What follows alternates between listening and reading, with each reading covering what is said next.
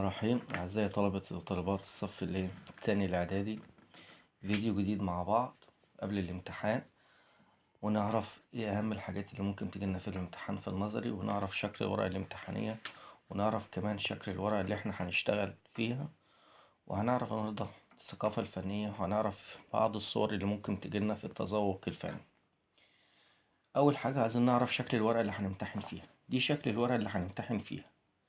في مدارس هتسلمك ورقة زي دي كده، وفي مدارس تانية هتطلب منك ان انت اللي تجيب الورق. طيب، الاتنين شكل بعض بالظبط. اول حاجة بنلاقي الورقة اللي هي اللي قدام الاولانية دي اسمها ورقة البراية. دي بيبقى فيها رقم السؤال واسمك ورقم جلوسك ورقم المراقبة اللي هو رقم السر اللي بتاخده والدرجات بالشكل اللي انتوا شايفينها دي ما انت مالكش دعوة بيه. بعد كده هتفتح في الورقة اللي انت جايبها او اللي هما اللي هيسلموها لك، هتلاقي اول ورقة عبارة عن فرخة عريضة. دي مكتوب فيها الثقافة الفنية، يعني هتحل النظري بتاعك هنا بالمنظر ده، وعايز تحل على طول حل، عايز تكتب السؤال وإجابته وماشي، عايز تحل زي ما تحب. بعد كده هتبص تلاقي عندك أول ورقة كانسون. الورقة دي مكتوب فيها التذوق الفني، يبقى هتحل التذوق الفني هنا. تاني ورقة عندك التصميم الفني، يبقى هتحله هنا. تالت ورقة عندك التعبير الفني اللي هو الرسم، يبقى هتحله هنا. يبقى احنا عندنا 3 موضوعات هترسمهم بالإضافة للسؤال الإجباري اللي هو الثقافة الفنية. طيب، دي شكل الورقة اللي انت هتشتغل فيها. طبعا احنا متعودين ومتعلمين ان احنا اول حاجة في كل الموضوعات بتاعتنا بنعمل الإطار بتاعنا ونبدأ نشتغل هنا. في كل الموضوعات لازم نعمل الإطار ونبدأ نشتغل فين؟ في قلب الكراسة بتاعتنا، زي ما احنا متعلمين وزي ما احنا واخدين طول الترم. ما تليكش دعوه بالجزء الفوقاني ده خالص. الورقه قدامك اهي، تعمل اطارك زي ما اتعلمين 2 سم من كل شكل، وتبدا ترسم او تكتب في قلب الورقه بتاعتك. ولازم تكرر الكلام ده في كل المواضيع بتاعتك. ودي شكل الورقه اللي انت هتمتحن فيها، وانتوا عارفينها واخدينها قبل كده وممتحنين فيها السنه اللي فاتت. دي بالنسبه لشكل ورقه الامتحان. طب نيجي كده لشكل ورقه الامتحان، ورقه الاسئله نفسها. دي شكل ورقه الاسئله. ده مثلا امتحان السنة سنة 21-22. بيجيلك السؤال الأول إجباري اللي هو التعبير الفني اللي هو الرسم، وده لازم تعمله. بيجيلك السؤال التاني اللي هو الثقافة الفنية، إجباري برضو لازم تعمله. يبقى السؤالين دول لازم تعملهم، اللي هو التعبير الفني والنظري. بعد يجيب كده بيجيب لك 2 أو 3 تختار منهم 2، يا التذوق الفني يا التصميم الابتكاري الأشغال الفنية والجص واللزق. 1 2 3 تختار منهم 2.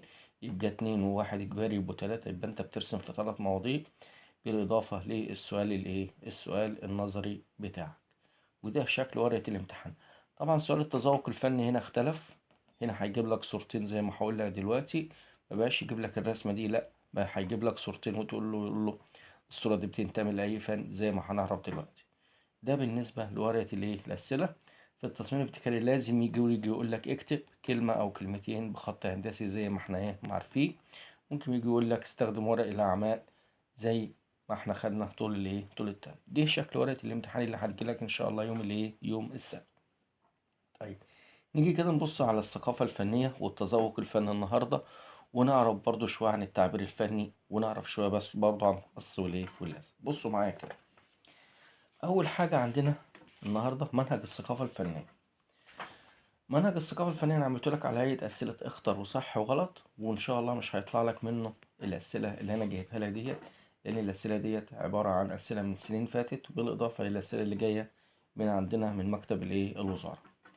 بيجي يقول لك اختر الإجابة الصحيحة من بين الأقواس. كان الخزف الإسلامي، يعني مواصفات الخزف الإسلامي إيه؟ رقيق ولا شفاف ولا جميع ما سبق؟ طبعا الإجابة عندنا هنا هي جميع مما سبق. تقدم فن العمارة في العصر الإسلامي خاصة عمارة. التقدم عندنا في فن العمارة في العصر الإسلامي بخصوصا خاصة عمارة المساجد، بدليل إن ال3 عناصر أو ال3 أمثلة اللي هما جايبهم لنا في الكتاب عبارة عن المساجد. يبقى تقدم فن العمارة في العصر الإسلامي خاصة عمارة المساجد، لا القصور ولا البيوت. المحراب الأول كان يوجد في جامع طبعا الأزهر الشريف. المحاريب الثلاثة من أعظم التحف الخشبية، والمحراب الأول كان بيوجد في جامع الأزهر الشريف. يجي يقول لك 4. بنى القائد جوهر الصقلي مسجد. القائد جوهر الصقلي بنى مسجد ايه؟ الازهر الشريف ولا السيدة نفيسة ولا الاموي؟ طبعا الازهر الشريف مرتبط دايما بالقائد جوهر الايه الصقلي، يبقى بنى جامع الازهر الايه الشريف. من اشهر المنتجات الحريرية كسوة الايه الكعبة، درس النسيج. وان اشهر المنتجات الحراريه اللي الانسان المصري في عصر الفاطمي اخترعها وعرفها هي كسوة الكعبة التي كانت تصدر الى السعودية كل موسم حج. المحراب الثالث يوجد في جامع السيدة في جامع السيدة او سيدة مشهد السيدة رقية، ولا في جامع الازهر ولا الاموي؟ احنا قلنا الاول في الازهر، يبقى الثالث في مشهد السيدة رقية. يعتبر جامع أحمد بن طولون من أكبر ولا أقدم ولا جميع مما سبق؟ جامع أحمد بن طولون هو أكبر مساجد مصر، وقلت لكم هو المسجد الوحيد اللي ما بيتمليش في صلاة الجمعة. ليه؟ لأنه كبير جدا، اللي هو جامع أحمد بن الأمير أحمد بن طولون. اشتهرت المنسوجات الحريرية في الوجه القبلي ولا البحري؟ طبعا في الوجه المنسوجات الحريرية في الوجه البحري، أما الكتانية في الوجه القبلي. الصوف والقطن من النسيج ولا من الحلي ولا من جميع ما سبق؟ طبعا الصوف والقطن من انواع النسيج. استخدام الفنان الاسلامي المعادن في صناعة هل استخدمها في صناعة الحلي ولا الخزف ولا الملابس؟ طبعا الفنان الاسلامي استخدم المعادن في صناعة الحلي للزينة. بني جامع وقلعة محمد علي الطراز العباسي ولا الاموي ولا المملوكي؟ طبعا جامع وقلعة محمد علي بنيت على الطراز المملوكي. عدد شبابيك جامع أحمد بن طولون إن هو إحنا قلنا من أكبر مساجد مصر، فإذا عدد شبابيكه 128. تخيل جامع فيه 128 شباك، يبقى مساحته قد إيه؟ استخدام الفنان الإسلامي زخارف نباتية ولا حيوانية ولا جميع ما سبق؟ الفنان الإسلامي استخدم زخارف نباتية وحيوانية وهندسية وكتابية، يبقى هنا الإجابة جميع مما سبق. كانت مصر تصدر النسيج أو تصدر النسيج لإيه؟ كانت مصر بتصدر النسيج للعراق ولا الصين ولا أوروبا؟ في درس النسيج عرفنا إن هي كانت بتصدر النسيج إلى العراق. توجد المحاريب الثلاثة، المحاريب الثلاثة بيوجد في متحف الفن الإسلامي ولا المتحف الفني الحديث ولا المتحف المصري؟ الثلاث محاريب محفوظين حاليا في متحف الفن الإسلامي.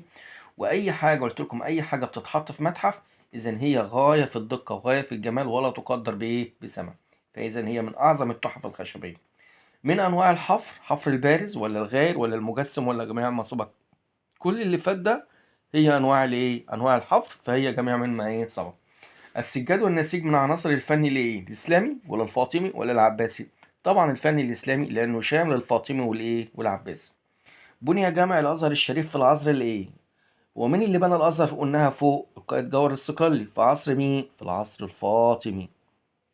طيب، جامع الأمير أحمد بن طولون دليل على تقدم العمارة ولا النحت ولا النسيج؟ طبعا جامع أحمد بن طولون دليل على تقدم فن العمارة الإسلامية.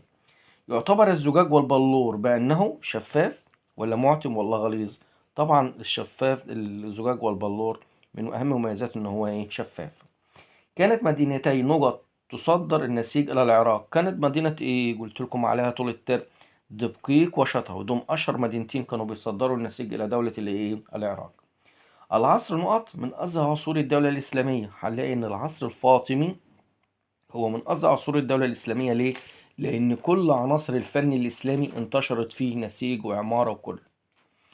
عرف الخزاف الإسلامي الخزف أهنه ذو البريق المعدني، وهو الوحيد اللي عرفه في العالم كله إن هو ضاف الأكاسيد المعدنية، والدرس ده هناخده في سنة تالتة إعدادي إن شاء الله.